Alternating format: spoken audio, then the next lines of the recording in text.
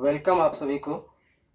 हमारे आज के जो वीडियो बनाया जा रहा है वो संस्कृत विषय पर है और मैं आज पहली बार वीडियो बना रहा हूँ संस्कृत का। और पूरे मैट्रिक का पूरा कोर्स मैं कंप्लीट करूँगा। मैथ साइंस जितने भी सब्जेक्ट हैं सभी को बारीकी से मैं समझाऊँगा और आप हमें थोड़ा सा प्रोत्साहन कीजिए और वीडियो को लाइक कीजिएगा। तो हम ज़रूर चाहेंगे कि एक से एक वीडियो बनाएं जो बहुत ही रुचिकर हो और आपको कॉन्सेप्ट के साथ समझ में आए। और मैं ज़्यादातर ये सोचता हूँ कि संस्कृत विषय को कोई जो है गाने के माध्यम से नहीं बताता है और ना ही कॉन्सेप्ट देता है। तो मैं चाहता हूँ कि हर स्टेप टू स्टेप को मैं समझाऊं और आप तक पहुंचाऊं ताकि आप घर बैठे ही ऑनलाइन क्लास कीजिए और अच्छा से अच्छा रिजल्ट पाइए। तो ये मेरा संस्कृत का क्लास है और मंगलम पाठ से है ये पहला लेसन। और फिर मैं मैथ का भी वीडियो डालूंगा, साइंस का भी, सोशल का भी, हर सब्जेक्ट का। तो देखिए आप देखो तो हम लोग आज पढ़ेंगे संस्कृत का पहला लेसन का बेसिक पढ़ेंगे। संस्कृत है विषय, संस्कृत अध्याय 1 मंगलम पाठ। शुभ संकेत होता है, मंगलम का मतलब होता है शुभ संकेत। मंगलम का अर्थ होता है शुभ संकेत। और जो है हम इसमें पढ़ेंगे प्यूसम। ये किताबा का जो नाम है ना प्यूसम है। प्यूसम का अर्थ होता है अमृत या दूध। अमृत और दूध बोलने का मतलब हुआ ये कि इस बुक में जो है बहुत ही इंटरेस्टिंग कहानी है। जिस तरह से अमृत पीने से व्यक्ति अमर हो जाता है और दूध पीने से क्या होता है, स्वस्थ हो जाता है। इसी तरह से इस बुक को जो भी पढ़ेगा ना, एक तरह से मान लीजिए यूँ कि पढ़ करके अमर मान लीजिए और दूध पी करके जो हेल्दी होता है मान लीजिए पूरे नॉलेज भर जाएगा स्टूडेंट के अंदर में। ना चाह कर के भी 70 नंबर 80 नंबर जरूर ही लाएगा। कमज़ोर से कमज़ोर विद्यार्थी अगर अच्छा से पढ़ लिया ना संस्कृत विषय को इस तरह से, तो 70-80 नंबर उसका पॉकेट में रखा रहेगा। हाँ, स्टूडेंट पर होता है, लेकिन मैं इस सब्जेक्ट को इस कदर पढ़ाऊँगा कि कमज़ोर से कमज़ोर विद्यार्थी फर्स्ट डिवीजन लाना ही है, होगा निश्चित तौर पर लाएगा। तो अब इसमें हम देखें कि प्यूसम का अर्थ होता है अमृत या दूध। ये तो क्लियर हो गया, अमृत या दूध। और इसमें जो है 14 पाठ है जो रुचिकर है। इसमें 14 पाठ है जो रुचिकर है। रुचिकर क्यों बोला? क्योंकि अमृत भरा हुआ है, दूध भरा हुआ है इसमें, इस लेसन में। इसके जितने भी लेसन है सब में अमृत और दूध भरा हुआ है, इसलिए क्या है, ये बहुत ही खास है। 14 लेसन है और 14 रत्न मिला है समुद्र मंथन में। 14 रत्न है और 14 पाठ है। ये दोनों का संबंध आप देख लीजिए। 14 है यहाँ पर लिखा हुआ, तो 14 लेसन है और 14 रत्न है। 14 रत्न मिला है समुद्र मंथन में, तो 14 टाइप का मिला है, हर रत्न हर प्रकार का। इसी तरह से 14 जो पाठ होगा इसमें, वो भी हर पाठ अलग अलग होगा, लेकिन सब एक खास होगा।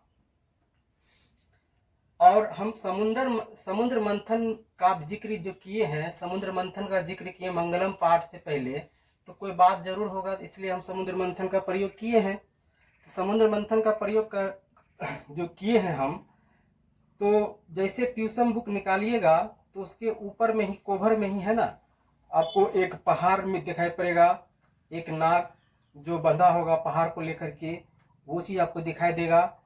इसलिए हम ये समुद्र मंथन का जिक्र किए हैं, क्योंकि उससे यही व्यू लगता है, उसका पिक्चर को देख करके ये लगता है कि समुद्र मंथन किया गया है और समुद्र मंथन से 14 रत्न मिला है, उसका संबंध इस लेसन से है।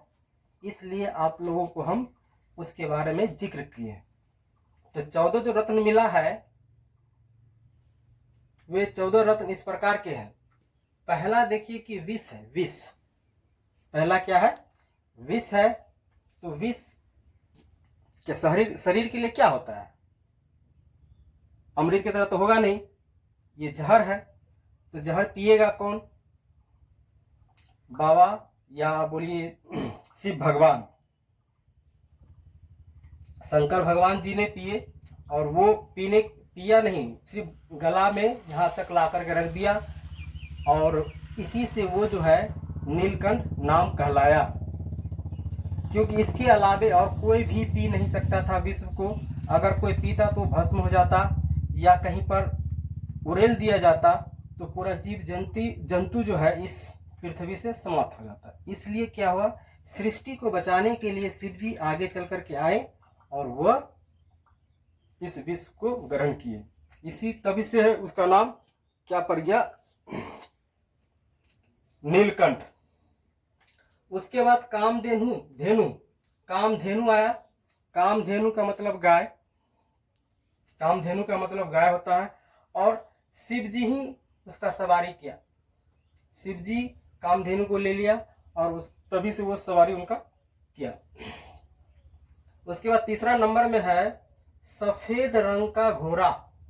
सफेद रंग का घोड़ा, और ये घोड़ा कैसा था, घोड़ा का राजा, घोड़ा का ये राजा है। उसके बाद चौथा नंबर में आ जाइए एरावत हाथी। ये है एरावत हाथी। ये एरावत हाथी इंद्र भगवान ने ले लिया। इसका 4 दांत था, यहाँ पर है सफेद रंग का था और 4 दांत था इस एरावत हाथी का। और यहाँ पर थोड़ा हम छोड़ दिए, सफेद रंग का जो घोड़ा था, ये घोड़ा को जो है दानव लोग ले लिया। 5 नंबर में कौस्तुभ मणि। कौस्तुभ मणि जो है, कौस्तुभ मणि को, ये कौस्तुभ मणि निकला, ये ले लिया विष्णु भगवान, अपने हृदय में लगा लिया इसको। कल्प वृक्ष इच्छा पूर्ति फल, कल्प वृक्ष इच्छा पूर्ति फल, इसको भी जो है देवता लोग ले लिया। रंभा नाम की अप्सरा, रंभा नाम की अप्सरा जो है, रंभा नाम की अप्सरा निकली। तो अप्सरा निकलेगा, अप्सरा मतलब परी होती है। देवी लक्ष्मी, ये भी आपका समुद्र मंथन से निकला। मदिरा, ये भी समुद्र मंथन से निकला, जो कि राक्षसों के ओर चले गया। देवी लक्ष्मी के बारे में तो आप लोग जानते हैं, विष्णु भगवान की क्या है ये, उसकी पत्नी है। चंद्रमा निकला, चंद्रमा शिव जी अपने जटाओं के पास रखा, वही ले लिया। और उसके बाद थकान मिट जाने वाला पुष्प, थकान मिट जाने वाला पुष्प भी निकला, पराजित पुष्प, पराजित पुष्प इसका नाम है। थकान मिट जाने वाला पुष्प, थकान मिट जाने वाला पुष्प जो है, ये क्या करता है, छूने से थकान मिट जाता है। 5 जनीय शंख, 5 जनीय शंख, ये जो है 5 जनीय शंख, इसमें ऐसा लगता है कि इस शंख में 5 मुख होगा और ये आश्चर्यजनक शंख होगा। और इसका प्रतीक क्या है, विजय का प्रतीक, विजय का प्रतीक है ये 5 जनीय शंख, मतलब अजीबोगरीब 5 मुख वाला होगा ये। धनवंतरी उसके बाद निकला है 13 नंबर पर, धनवंतरी, ये धन लेकर के निकली है, धनवंतरी धन लेकर के निकली। अमृत 14 नंबर पर अमृत निकला है, 14 नंबर पर अमृत निकला है। और यही अमृत से हो गया है बवाल, यही अमृत से हो गया है बवाल, देवता और दानव के बीच में हो गया बवाल, देवता और दानव के बीच में बवाल हो गया है। और यहीं से समुद्र मंथन की ओर अब हम लोग चलेंगे। समुद्र मंथन क्यों हुआ, तो समुद्र मंथन इसलिए हुआ कि देवता का जो राजा है इंद्र, इंद्र थोड़ा सा छेछरा ही मान लीजिए, छेछरा टाइप का था। वो हर राक्षसों से जा करके थोड़ा सा कुछ बात बात में ही जो है उलझ जाते थे, जिस कारण से जो है महर्षि दुर्वासा उनको श्राप दे दिए कि जाओ तुम इस तरह करते हो, आज से तुम्हारा स्वर्ग का धन दौलत वैभव सब समाप्त हो जाएगा। तो पहले के ज़माने में जो ऋषि मुनि होते थे, अगर वो शराब दे दिया तो लग भी जाता था। तो इस कारण से क्या हुआ, अब वो शराब तो मिल गया, तो धीरे धीरे क्या हुआ, स्वर्ग लोक में सारा ऐश्वर्य वैभव सब खत्म होते जा रहा था। तो भगवान इंद्र जो है उसको परेशानी होने लगा। वो चले गया किसके पास, भगवान विष्णु के पास गया और उससे जाकर के पूछा, हे भगवान विष्णु जी, अब बताइए कि अब क्या होगा, हमको तो ऐसा ऐसा शराब दे दिया है जिस कारण से अब दिन प्रतिदिन तो अब सब चीज़ खत्म होते जा रहा है। तो भगवान विष्णु क्या है, पालन करता है, उसके पास हर चीज़ का समस्या का समाधान है। उसने बताया कि जाओ समुद्र मंथन करो, समुद्र मंथन करने से तुम्हारा हर संकट दूर हो जाएगा और उसमें से अमृत निकलेगा और उस अमृत को हम लोगों देवता जितने हैं आप लोगों को पिला देंगे, जिससे क्या होगा, ये सारा जो दुविधा है खत्म हो जाएगा। तो धर्म ग्रंथ के अनुसार महर्षि दुर्वासा के श्राप के कारण स्वर्ग का धन दौलत ऐश्वर्य वैभव समाप्त हो गया। भगवान समुद्र मंथन में एक नाग, एक पर्वत का प्रयोग किया गया और ये क्षीर सागर में हुआ, क्षीर सागर में हुआ। और जिस नाग का प्रयोग किया गया था वासुकी नाग है, और जो पर्वत का प्रयोग किया गया था समुद्र मंथन में वो मदरांचल पर्वत है। पर्वत का नाम क्या है, मदरांचल पर्वत, और नाग का नाम क्या है, वासुकी नाग। तो ये सब चीज हालांकि सिलेबस में तो है नहीं, लेकिन आप संस्कृत पढ़िएगा तो थोड़ा संस्कृत के पहला ही पेज पर इस चीज का जिक्र किया गया है, इसलिए हम बता रहे हैं। ये बेसिक है और उसके बाद जब ये सब चीज समझ जाइएगा तो आपको आगे चल करके और भी इजी लगने लगेगा। देवता और दानव दोनों मिलकर के समुद्र मंथन किया, देवता और दानव दोनों मिलकर के समुद्र मंथन किया, क्योंकि ये समझौता ही हुआ था। और इस समझौता का सलाहकार कौन थे, भगवान विष्णु, उनका बात तो मानना ही पड़ेगा। तो देवता दानव दोनों मिलकर के समुद्र मंथन किया है। वरुण देव को समुद्र का राजा या जल का देवता कहा जाता है। तो वरुण देव को समुद्र का राजा या जल का देवता कहा जाता है। उसके बाद हम लोग चलते हैं, उपनिषद का अर्थ है, उपनिषद का अर्थ है, उपनिषद का अर्थ है,